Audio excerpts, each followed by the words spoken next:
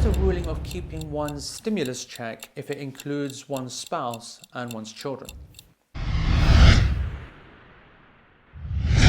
Many countries, alhamdulillah, are supporting their citizens by giving them some form of financial assistance, whether it's a universal credit or whether it's subsidies or whether it's tax breaks or whether it's just straight out cash in the form of a bank deposit or a check, or in America they call it a stimulus. It's not a phrase that we use here in the UK, but the principle is the same.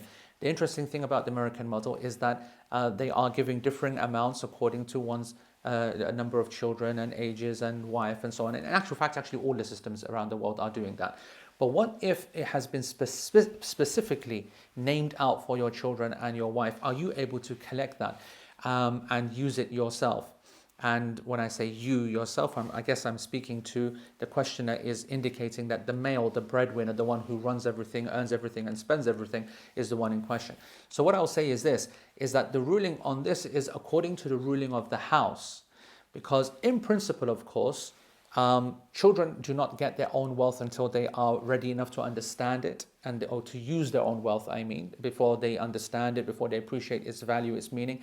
And so you are the guardian on their behalf anyway. All of the money that comes in on a normative basis, whether it's benefits or whatever social security system that you actually exist within, you are spending the money on their behalf. So that's not a problem.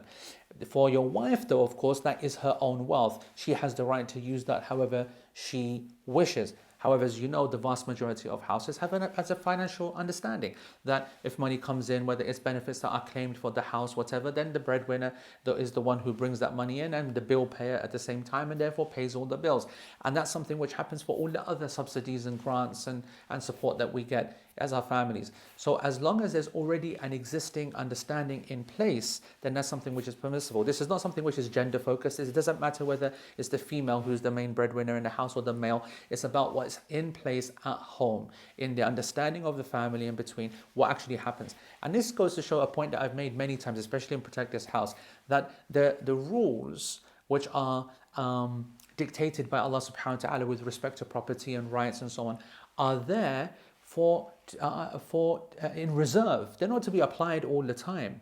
What's the basic principle is our back and forth between people, our informal understandings and agreements before we have to apply to formal rules. It's when this system breaks down, when we don't agree, when we have arguments, then we start to then go to the rules which say, right, no, actually, this is their right, this is their right, and we need to then separate. So in principle, it is permissible for the one who is the head of the household to take that money and use it on the household and the needs of the house as per the usual agreements. Wallahu ta'ala a'lam. Subscribe to this channel, share this video, and click on the bell icon so that you can be notified with every new video at FaithIQ. Jazakumullah khairan. Wassalamu alaikum wa rahmatullahi wa barakatuh.